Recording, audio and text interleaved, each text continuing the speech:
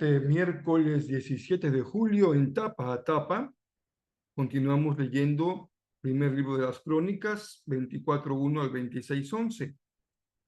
La carta de los Romanos, capítulo 4, los primeros 12 versos. El Salmo 13 y Proverbios 19, verso 15 y verso 16. Muy bienvenidos. Tapa a Tapa tiene el propósito de acompañarnos en la lectura diaria de la Biblia completa en un año. Soy el pastor Rafael Pola. Qué gusto que podamos compartir la lectura de la palabra de nuestro Dios.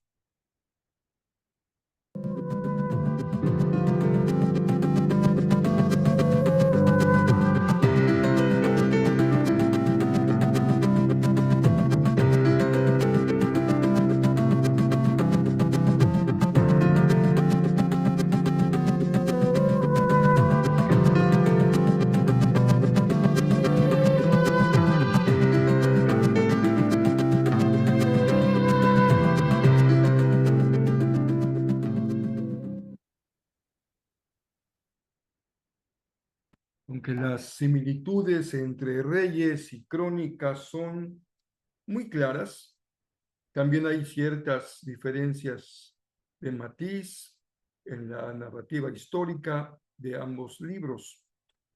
En el resumen que compartimos cuando iniciamos la lectura de Crónicas, se señalaba que estos matices básicamente consisten en la mejor presentación de David, omitiendo algunos de sus graves o grandes fallas o errores.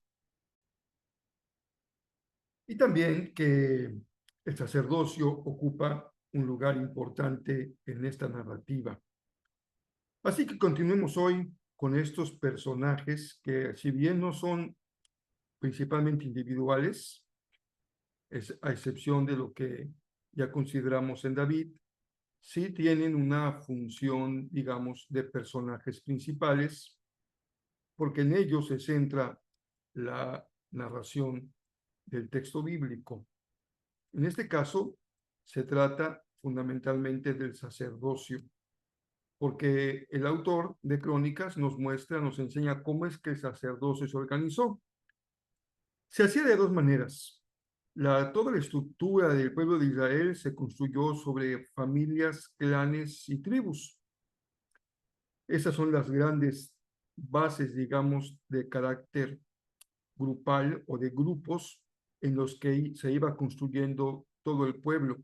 Las lealtades, las relaciones, el comercio, la vida familiar, la agricultura, la ganadería, se iba construyendo en base a estos grupos y clanes y familias.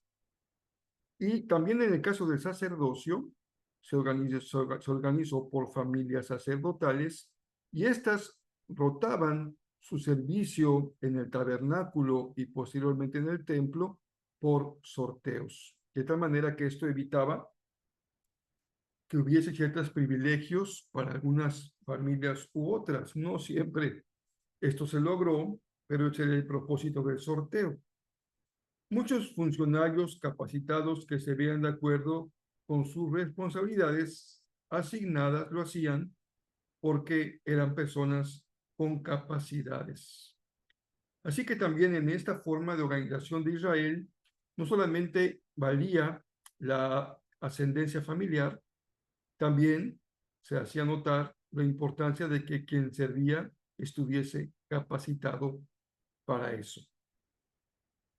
En el caso de la música, que era fundamental o muy importante en el culto de Israel, las familias asignadas para eso fueron tres: la familia de Asaf, la familia de Man y la familia de Jedutum. Vale la pena señalar que para esta organización del templo y del sacerdocio, toda función asociada al templo tenía un carácter sagrado, un carácter, digamos, en el sentido de apartarse para y de tener la consagración de vida para hacerlo. Se incluía a los porteros, a los funcionarios, a los sacerdotes, a los levitas, a los cantores, a los músicos.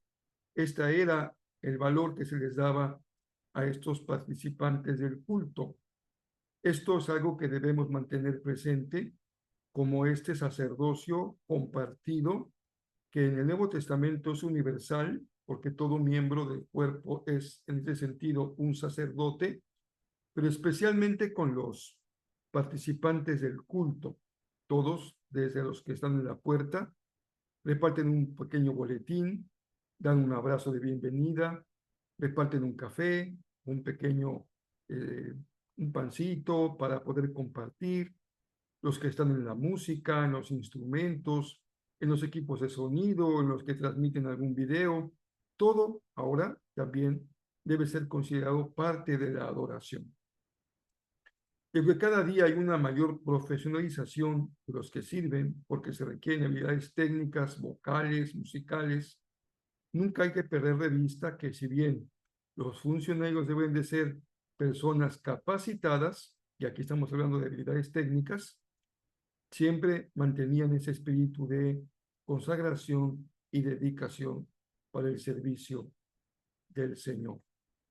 Ellos eran músicos que tocaban címbalos, arpas y liras, y señala Crónicas que eran músicos de excelencia, y también se pedía esta consagración para los porteros del templo. Fíjense cómo todo esto nos lleva a la idea que nos comunica Crónicas. ¿Cuál es la historia que nos va contando?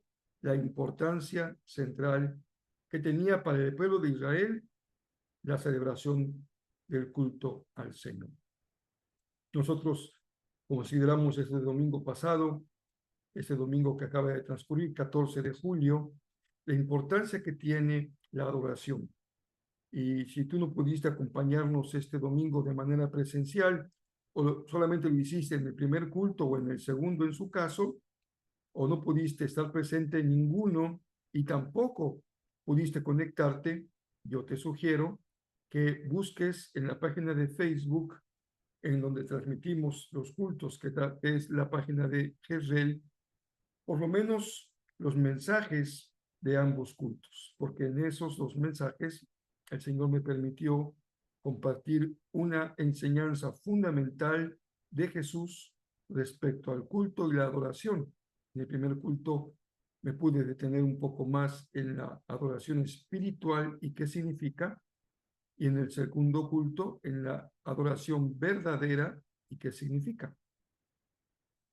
En los dos, tanto en la parte espiritual como en la verdadera, mantenemos la idea fundamental de que es en el nuevo pacto.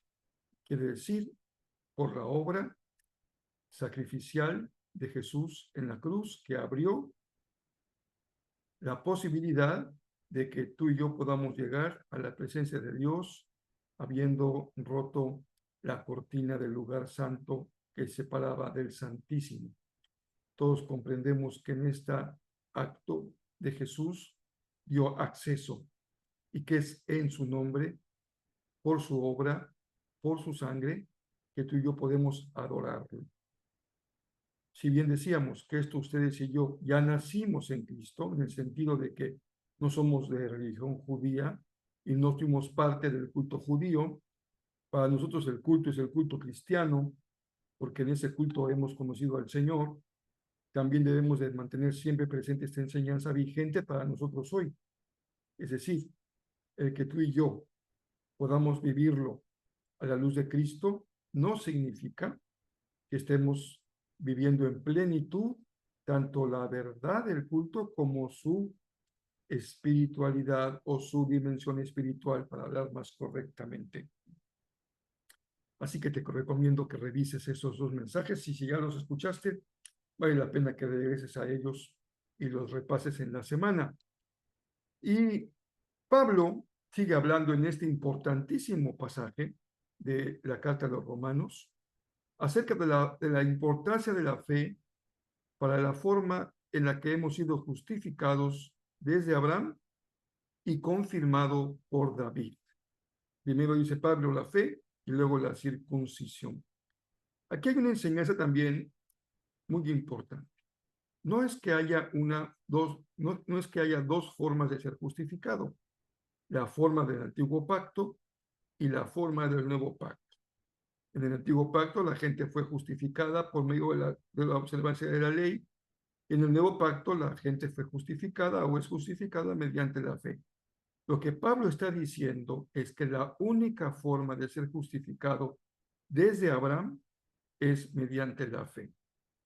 Por eso, la importancia de ese ejemplo, de ese modelo, de ese paradigma en Abraham, porque es por medio de la fe que Abraham creyó y desde Abraham todo el que ha sido justificado lo ha sido mediante la fe. Esto también, dice Pablo, fue confirmado por David y Pablo nos comparte la cita que él toma de los Salmos de David. Así que él establece la primacía de la fe, incluso se pregunta, entonces, ¿qué fue primero? ¿Se justifica por circuncidarse o porque creyeron? Y dice con claridad, primero vale la fe y luego la circuncisión, que no es más que una señal del pacto, como fue y como es el bautismo. No es que el bautismo salve a nadie, sino que es la señal de la relación de fe que se establece con Jesús. La salvación por la fe.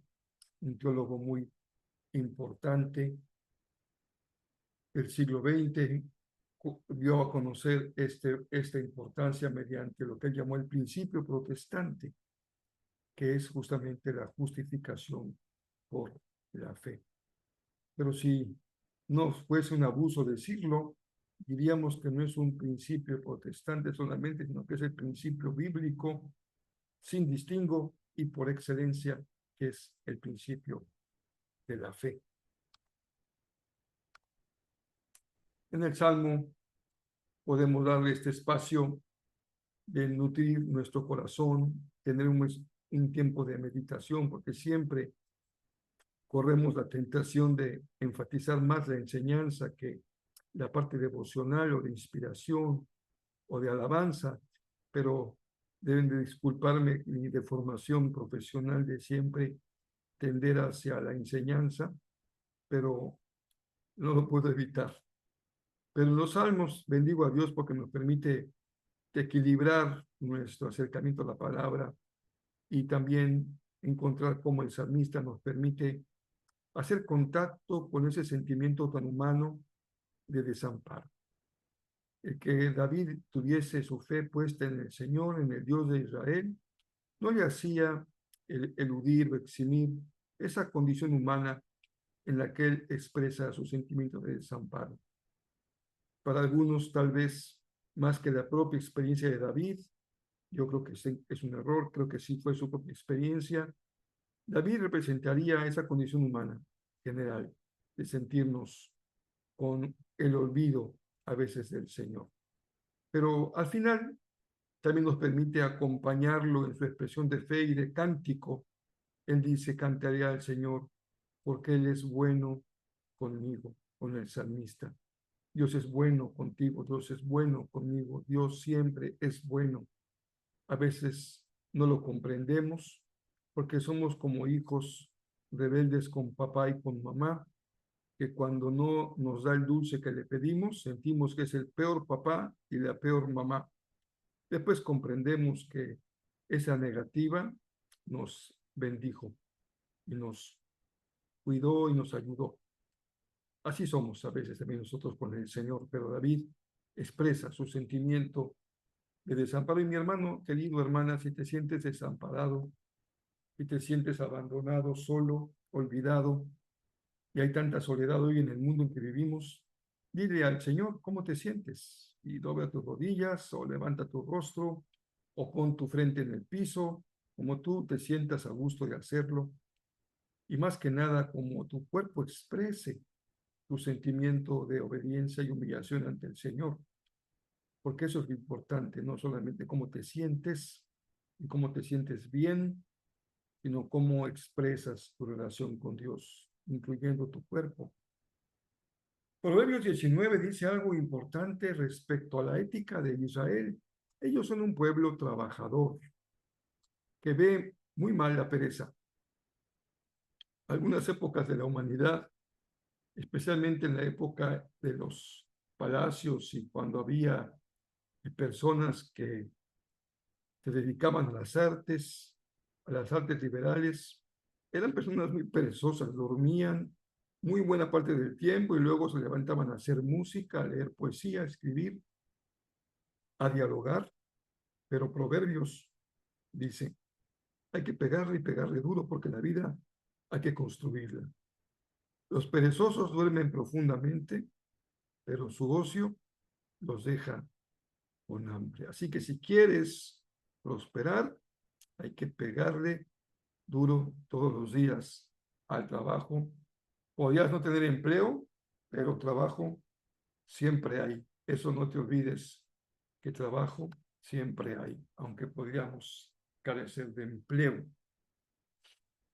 Pues los veo esta noche a las 7 de la noche, hora de Cancún. Es miércoles de media semana, miércoles de oración. Preparemos nuestras vidas para orar, para darle gracias a Dios, para interceder. Estos últimos domingos hemos dado más tiempo en el culto a la gratitud. A veces pedimos demasiado y toda nuestra oración se vuelve una petición. Así que estamos dejando los miércoles para pedir, para interceder. A Dios le gusta que le pidamos, por eso lo seguimos haciendo. Pero el domingo podemos dedicar más tiempo a la gratitud al Señor. Así que nos vemos al ratito en la hora central de México a las 8 de la noche. Cuídense y nos vemos en un ratito más.